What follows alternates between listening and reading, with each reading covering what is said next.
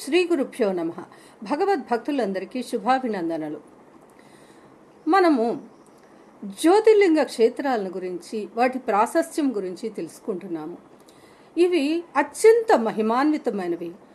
వీటిని గురించి తెలుసుకున్నా, విన్నా, చదివినా మనకి సకల శుభాలు కలుగుతాయి. అందున ఈరోజు మనము వైద్యనాథ్ జ్యోతిర్లింగ క్షేత్రం గురించి తెలుసుకుందాము. ఇది స్వయంగా పరమేశ్వరుడే వైద్యనాథుడిగా అవతరించి మన యొక్క సకల రోగాలు పోగొట్టే అత్యంత మహిమాన్వితమైన జ్యోతిర్లింగ క్షేత్రము.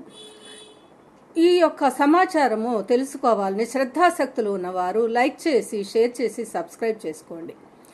ఇక ఈ వైద్యనాథ్ జ్యోతిర్లింగం మహారాష్ట్రలో ఉన్నది. దీన్ని పర్లి వైద్యనాథ్ అంటారు.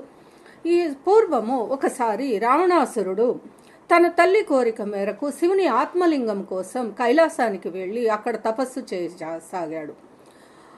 ఆ యొక్క శివుడు ఎంతకీ ప్రత్యక్షం కాకపోతే ఒక యజ్ఞం చేయి తలపెట్టాడు. ఆ యజ్ఞములో స్వయంగా తన యొక్క 9 శిరస్సులను ఆహుతి చేసి ఇక 10వ శిరస్సు కూడా శివునికై సమర్పించబోగా శివుడు ప్రత్యక్షమై వరం కోరుకోమన్నాడు.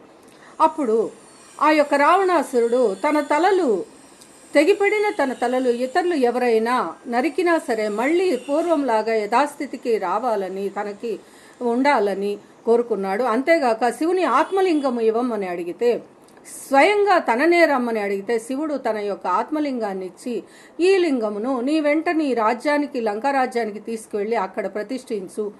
నేను రాకపోయినా సరే నీకు, నీ రాజ్యానికి ఏ విధమైన ఆపదలు రావు అని ఇచ్చి ఒక మాట చెప్తాడు. ఇది గనక ఈలోగా నువ్వు నేల మీద ఎక్కడ పెట్టినా సరే అది మళ్ళీ తిరిగి నీ చేతికి రాదు, అక్కడే శాశ్వతమై స్థిరంగా నిలిచి ఉంటుందని చెప్పాడు.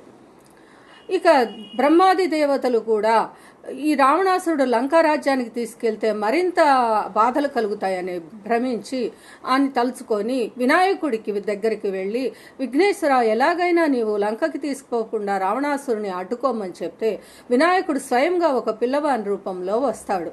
రావణాసురుడు సంధ్యావందనం సమయం కాగా దూరంగా ఈ వినాయకుడినే ఒక చిన్నపిల్లవాడుగా గమనించి ఆ లింగాన్ని ఇచ్చి, నేను వచ్చే వరకు లింగాన్ని కింద పెట్టవద్దు అని చెప్పి ఇస్తాడు.